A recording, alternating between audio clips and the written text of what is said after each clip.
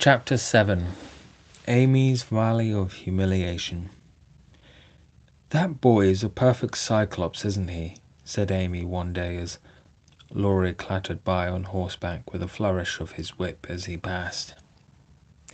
"How dare you say so, when he's got both his eyes, and very handsome ones they are too," cried Jo, who resented any slighting remarks about her friend. "I didn't say anything about his eyes, and I don't see why you need to fire up when I admire his riding." "Oh my goodness, that little goose means a centaur, and she called him a cyclops!" exclaimed Jo, with a burst of laughter. "You needn't be so rude. It's only a lapse of linguae, as Mr. Davis says," retorted Amy, finishing Jo with her Latin. "I just wish I had a little of the money Laurie spends on that horse," she added as if to herself, yet hoping her sisters would hear. "Why?" asked Meg kindly, for Jo had gone off in another laugh at Amy's second blunder. "I need it so much. I'm dreadfully in debt, and it won't be my turn to have the rag money for a month." "In debt, Amy? What do you mean?" And Meg looked sober. "Why, I owe at least a dozen pickled limes, and I can't pay them, you know, till I have money, for Mummy forbid me my having anything charged at the shop." "Tell me all about it. Are limes the fashion now? It used to be pricking bits of rubber to make balls," and Meg tried to keep her countenance. Amy looked so grave and important. "Why, you see, the girls are always buying them, and unless you want to be thought mean, you must do it too. It's nothing but limes now, for everyone is sucking them in their desks in school time, and trading them off for pencils, bead rings, paper dolls, or something else at recess. If one girl likes another, she gives her a lime. If she's mad with her, she eats one before her face, and don't offer her even a suck. They treat by turns, and I've had ever so many, but haven't returned them, and I ought, for they are debts of honor, you know." "How much will pay them off and restore your credit?" asked Meg, taking out her purse. "A quarter would more than do it, and leave a few cents over for a treat for you. Don't you like limes?" "Not much." "You may have my share. Here's the money. Make it last as long as you can, for it isn't very plenty, you know." "Oh, thank you. It must be so nice to have pocket money. I'll have a grand feast, for I haven't tasted a lime this week. I felt delicate about taking any, as I couldn't return them, and I'm actually suffering for one." Next day, Amy was rather late at school, but could not resist the temptation of displaying with pardonable pride a moist brown paper parcel before she consigned it to the inmost recesses of her desk.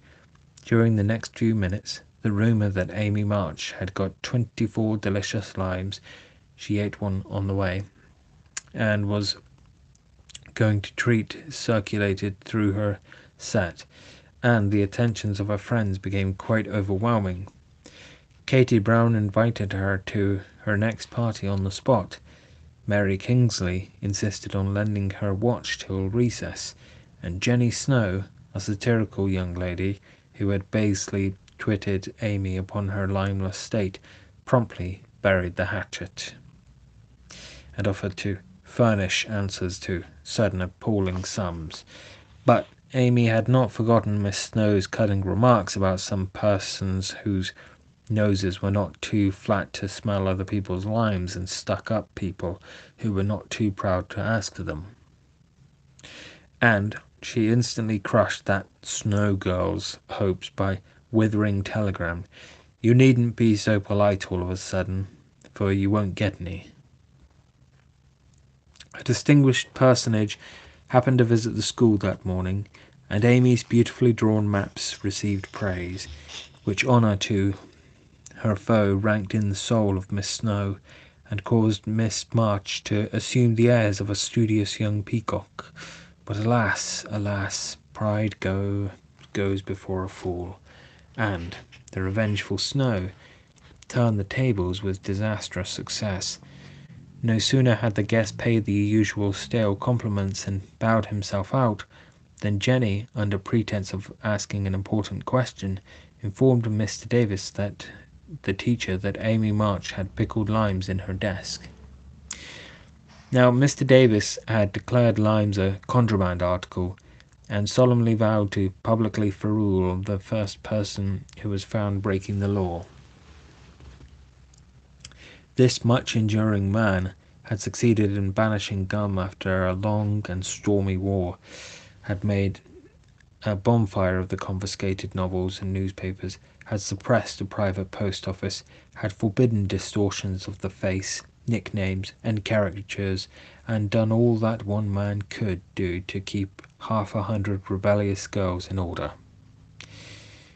Boys are trying enough to human patience, goodness knows, but girls are infinitely more so, especially to nervous gentlemen with tyrannical tempers, and no more talent for teaching than Dr. Blimber. Mr. Davis knew any quantity of Greek, Latin, algebra, and ologies of all sorts, so he was called a fine teacher, and manners, morals, feelings, and examples were not considered of any particular importance. It was a most unfortunate moment for denouncing Amy, and Jenny knew it. Mr. Davis had evidently taken his coffee too strong that morning. There was an east wind, which always affected his neuralgia, and his pupils had not done him the credit which he felt he deserved. Therefore, to use the expressive, if not elegant, language of a schoolgirl, he was as nervous as a witch and as cross as a bear. The word limes was like fire to powder. His yellow face flushed, and he rapped on his desk with an energy which made Jenny skip to her seat with unusual rapidity. "Young ladies, attention if you please." At the stern order the buzz ceased, and 50 pairs of blue, black, grey, and brown eyes were obediently fixed upon his awful countenance. "Miss March, come to the desk." Amy rose to comply with outward composure, but a secret fear oppressed her, for the limes weighed upon her conscience. "Bring with you the limes you have in your desk," was the unexpected command which arrested her before she got out of her seat. "Don't take all," whispered her neighbour, a young lady of great presence of mind. Amy hastily shook out half a dozen, and laid the rest down before Mr. Davis, feeling that any man possessing a human heart would relent when that delicious perfume met his nose. Unfortunately, Mr. Davis particularly detested the odour of the fashionable pickle, and disgust added to his wrath. "Is that all?" "Not quite," stammered Amy. "Bring the rest immediately," with a despairing glance at her. She obeyed. "You are sure there are no more?" "I never lie, sir." "So I see. Now take these disgusting things, 2 by 2, and throw them out of the window." There was a simultaneous sigh, which created quite a little gust as the last hope fled, and the treat was ravished from their longing lips. Scarlet with shame and anger,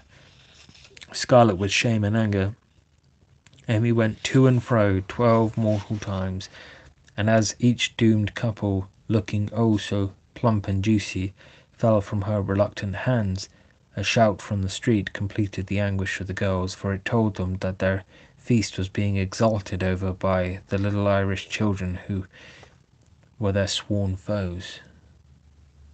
This was too much. All flashed indignant or appealing glances at the inexorable Davis, and one passionate lime lover burst into tears. As Amy returned from her last trip, Mr. Davis gave a portentous hem, and said in his most impressive manner, "Young ladies, you remember what I said to you a week ago. I am sorry this has happened, but I never allow my rules to be infringed, and I never break my word. Miss March, hold out your hand."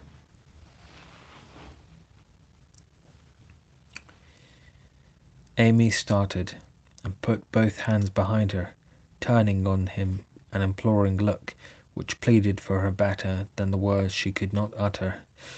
She was rather a favourite with old Davis, as of course he was called, and it's my private belief that he would have broken his word if the indignation of one irrepressible young lady had not found vent in a hiss.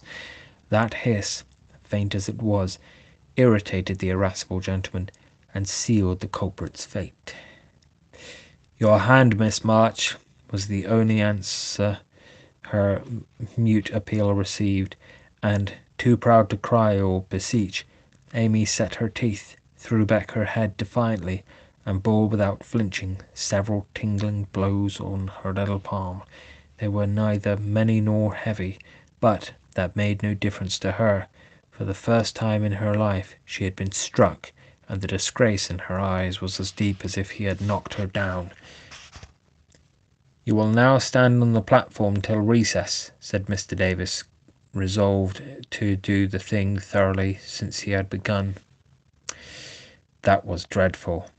It would have been bad enough to go to her seat and see the pitying faces of her friends, or the satisfied ones of her few enemies, but to face the whole school with that shame fresh upon her seemed impossible, and for a second she felt as if she could only drop down where she stood and break her heart with crying. A bitter sense of wrong and the thought of Jenny Snow helped her to bear it, and taking the ignominious place, she fixed her eyes on the stove funnel above what now seemed a sea of faces, and stood there so motionless and white that the girls found it very hard to study with the pathetic little figure before them. During the 15 minutes that followed, the proud and sensitive little girl suffered a shame and pain which she never forgot.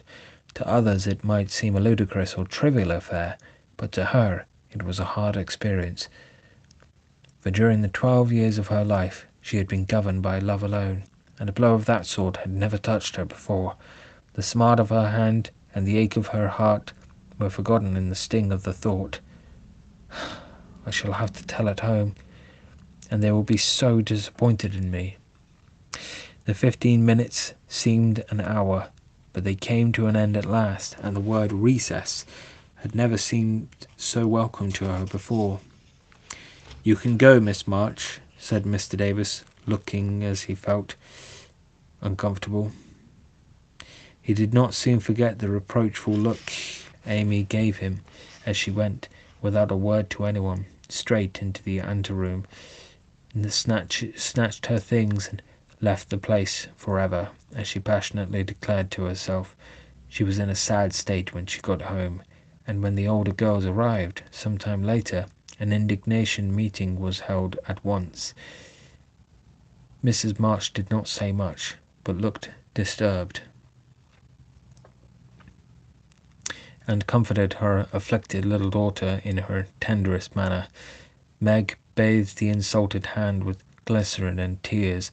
Beth felt that even her beloved kittens would fail as a balm for griefs like this, and Joe wrathfully proposed that Mr. Davis be arrested without delay, while Hannah shook her fist at the villain and pounded potatoes for dinner as if she had him under her pestle. No notice was taken of Amy's flight, except by her mates, but the sharp-eyed demoiselles discovered that Mr. Davis was quite benignant in the afternoon, and also unusually nervous. Just before school closed, Jo appeared, wearing a grim expression, as she stalked up to the desk and delivered a letter from her mother, then collected Amy's property and departed, carefully scraping the mud from her boots on the doormat, as if she shook the dust of the place off her feet. "Yes, you can have a vacation from school, but I want you to study a little every day with Beth," said Mrs. March that evening. "I don't approve of corporal punishment, especially for girls. I dislike Mr. Davis's manner of teaching, and don't think the girls you associate with are doing you any good. So I shall ask your father's advice before I send you anywhere else." That's good. I wish all girls would leave and spoil his old school. It's perfectly maddening to think of those lovely limes, sighed Amy with the air of a martyr. I am not sorry you lost them, for you broke the rules and deserved some punishment for disobedience, was the severe reply, which rather disappointed the young lady, who expected nothing but sympathy. Do you mean you are glad I was disgraced before the whole school? Cried Amy. I should not have chosen that way of mending a fault, replied her mother, but I am not sure that it won't do you more good than a milder method. You are getting to be altogether too conceited and important, my dear, and it is quite time you set about correcting it. You have a good many little gifts and virtues, but there is no need of parading them, for conceit spoils the finest genius. There is not much danger that real talent or goodness will be overlooked long. Even if it is, the consciousness of possessing and using it should satisfy one, and the great charm of all power is modesty. So it is, cried Laurie, who was playing chess in a corner with Joe. I knew a girl once who had a really remarkable talent for music, and she didn't know it. Never guessed what sweet little things she composed when she was alone, and wouldn't have believed it if anyone had told her.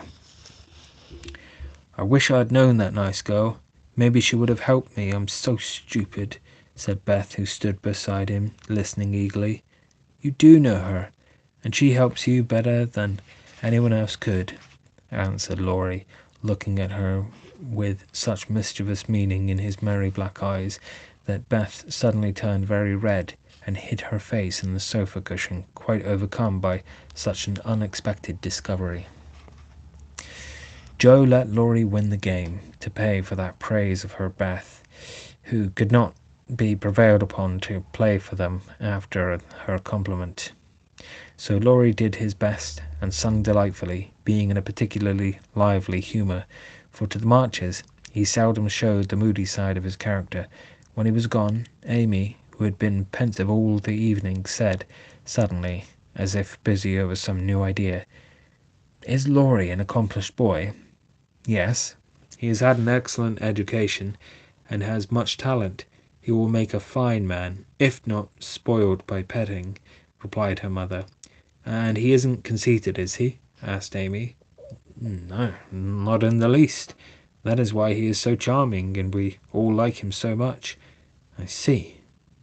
It's nice to have accomplishments and be elegant, but not to show off or get perked up," said Amy thoughtfully.